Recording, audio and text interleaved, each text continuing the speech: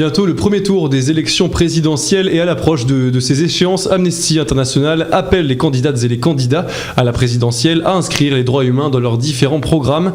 Ils ont donc publié un manifeste sur le sujet et on en parle aujourd'hui avec Cécile Legendre, membre d'Amnesty International. Bonjour Cécile. Bonjour. Alors avant de détailler ce manifeste plus amplement, premièrement, pourquoi l'avoir mis en place ? Alors Amnesty International est une association dont vous devinez qu'elle existe dans plusieurs pays et qui s'intéresse particulièrement aux droits humains. C'est l'essentiel de notre activité. Or, est évident que les gouvernements, donc le président qui sera élu, sont responsables de la manière dont les droits humains seront reçus et appliqués en France.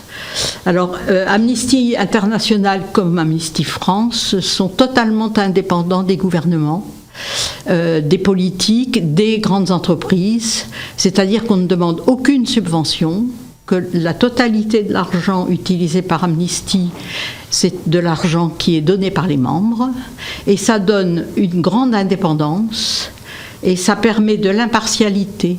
Donc nous, on ne va pas jamais dire on soutient tel gouvernant, on soutient telle politique ou tel programme. On va dire voilà les questions que posent les droits humains. Est-ce que vous êtes prêts à les respecter ? Quels engagements prenez-vous par rapport à ces droits humains ? Alors justement, ces droits humains, donc dans le manifeste, vous appelez à des mesures, donc il y en a un tas, sur la garantie du droit à manifester, sur la protection de la société civile, contre la surveillance numérique ciblée notamment, la défense des minorités, la discrimination et un tas d'autres choses. Est-ce que vous pouvez un petit peu nous détailler plus amplement ces mesures ? Alors, par exemple, quand vous parlez du droit à manifester, chacun a droit de manifester ses opinions, bien entendu de les manifester pacifiquement. Mais lorsque des individus défendent leurs opinions pacifiquement, les forces de l'ordre ne doivent pas réprimer. Et par conséquent, dans les manifestations, alors qu'actuellement il y a parfois des abus dans l'utilisation de certaines armes, nous demandons à ce que tous les manifestants pacifiques soient respectés dans leur droit de dire ce qu'ils pensent. Par conséquent, nous demandons à ce qu'il y ait des modifications dans l'utilisation des armes, parce que je crois qu'on peut parler d'armes utilisées par les forces de l'ordre, notamment par exemple, les flashballs, etc. Les flashballs, les grenades assourdissantes, les grenades de désencerclement, les LGBT, pas les LGBT, pardon, les défenses, les LBD 40, excusez-moi, c'était une erreur. Et les LBD 40, tant qu'on ne sait pas pour l'instant à quoi ça aboutit. Et puis on demande aussi à ce qu'on n'exporte pas vers des pays où les droits des personnes ne sont pas respectés, qu'on n'exporte pas des armes qui peuvent servir à réprimer les manifestations pacifiques. Ce qui est le cas en soi pour la France, qui exporte beaucoup d'armes dans des pays... Oui, ce qui exporte beaucoup d'armes, alors des armes de guerre, mais aussi des armes utilisées contre des civils.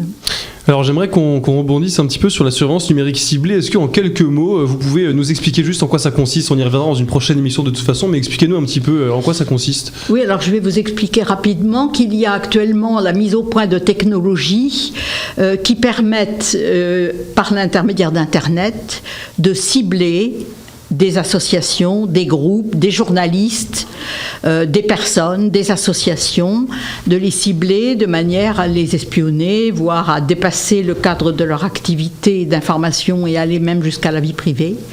Et Amnesty demande à ce que ces moyens ces technologies soient interdites en France et ne soient pas exportées dans des pays où elles pourraient aussi être exploitées contre les droits humains.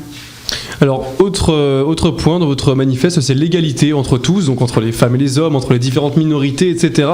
Qu'est-ce que vous pouvez nous dire là-dessus ? Qu'est-ce qui est stipulé dans votre manifeste à ce niveau-là, sur ce thème-là ? Alors, les références, c'est la référence à la Déclaration universelle des droits humains, à la Convention européenne des droits de l'homme, que la France a signée et qui dit textuellement, il requiert des États qui n'adoptent aucune mesure qui pourrait être directement ou indirectement discriminatoire envers des personnes ou des groupes de personnes en fonction de leur religion, de leurs convictions, de leur origine ethnique ou de leur appartenance à une minorité. Donc à partir de là, vous voyez bien qu'on va avoir du ciblage vis-à-vis de certaines religions, par exemple de la religion musulmane, de certains groupes ethniques noirs, asiatiques, des Roms, des femmes. Ces discriminations sont abondantes et il y a par exemple des contrôles d'identité au faciès, il y a des lois qui devraient être revues pour vérifier que ces lois ne vont pas dans le sens d'être discriminatoires. Il y a beaucoup de travail à faire sur la législation. Il y a notamment un point aussi, donc là c'est pour l'égalité, il y a un point aussi je crois bien sur le réchauffement climatique qui devrait aussi être un point important en soi pour ces élections. Qu'est-ce qu'il en est du réchauffement climatique dans ce manifeste ? Oui, alors merci d'en parler parce que ça me paraît aussi un point important peut-être pour le futur, mais pour un futur proche. Actuellement, il ne faut pas que chaque pays s'occupe de son problème parce que le carbone, il ne s'arrête pas aux frontières, comme les nuages. Les accidents météorologiques non plus. Or, le réchauffement climatique, en tout cas la modification climatique avec une augmentation de ces problèmes, va impacter des populations qui ne sont peut-être pas les plus responsables de ce réchauffement. Les plus jeunes, les plus jeunes, qui pour l'instant ne sont pas coupables, si on peut parler de culpabilité, mais parler aussi de populations qui vivent sur des terrains très plats, dans des continents plats, des îles plates. Pensez aussi que lorsqu'il y a des tornades, des tempêtes, des cyclones, ce sont les populations pauvres qui souffrent le plus, parce qu'elles habitent dans des maisons ou des abris qui ne tiennent pas. Donc c'est un point très très important et là c'est une responsabilité de la France et de tous les pays vis-à-vis de tous les pays, de tous les citoyens. Il y a un point à relever aussi dans ce manifeste, c'est la responsabilisation aussi des entreprises pour défendre les droits humains qui sont le thème d'Amnesty. Quel est justement le rôle des entreprises dans ce combat contre les droits humains ? Alors c'est un rôle important parce qu'il y a un rôle vis-à-vis du réchauffement climatique dont on vient de parler, mais il y a aussi un rôle vis-à-vis des discriminations. Il y a encore une enquête très récente qui est sortie hier qu'il y a des entreprises qui s'occupent de location et qui font de la discrimination au faciès. Vous pourrez consulter ce rapport qui est sorti hier. Il y a des discriminations à l'embauche qui sont très importantes. Il y a des discriminations aussi vis-à-vis des femmes. Pensons que le salaire des femmes est nettement moins élevé que le salaire des hommes, tout au moins dans toutes les entreprises privées, parce que dans la fonction publique, ce n'est pas le cas. Et puis, il faut veiller à ce que les aides publiques aux entreprises soient assorties à une obligation de respect des droits humains, de façon beaucoup plus serrée, plus surveillée qu'actuellement. Il y a aussi un aspect fraternité, je crois, dans votre manifeste. Ce manifeste se repose sur les trois principes fondamentaux donc de la République. Il y a aussi la fraternité, donc qu'est-ce qu'il en est ? Alors, si on a des droits humains, il faut que tous les humains aient ces droits, et il faut donc que les autres humains aient des devoirs, le devoir de respecter les droits des autres.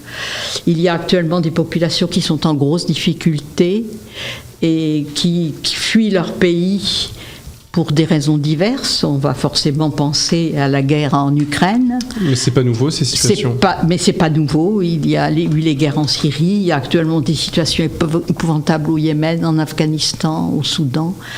Et donc, accueillir les personnes qui cherchent à se réfugier ailleurs, ça doit faire partie de leur droit d'être accueillis, donc de notre devoir de les accueillir. Justement, à ce niveau-là, une question qui me vient en tête, quand on voit justement l'accueil qu'on réserve aux Ukrainiens et l'accueil qu'on réserve aux Syriens, par exemple, vous ne trouvez pas que c'est un peu contradictoire, ces comportements-là ? On fait comme si c'était un phénomène nouveau, mais finalement pas du tout. C'est pas du tout un phénomène nouveau, c'est un phénomène qui sensibilise beaucoup plus la population, très probablement parce que ce sont des Européens du même continent, de la même couleur de peau. La loi de proximité. Mais la loi de proximité, je pense que les Syriens, les Afghans, les Soudanais font probablement plus peur à la population, mais ça peut être regrettable. Merci beaucoup Cécile d'avoir été avec nous. On peut retrouver du coup ce manifeste détaillé sur votre site internet, donc amnesty.fr. Quelles sont les autres thématiques très brièvement qu'on peut y retrouver en quelques mots? Là, vous pourrez trouver une masse de rubriques, la totalité de ce qui concerne les droits humains. Et puis si vous pensez qu'on en oublie, eh bien venez avec nous, venez nous le dire et rejoignez-nous. Nous irons voir. Alors merci beaucoup d'avoir été avec nous.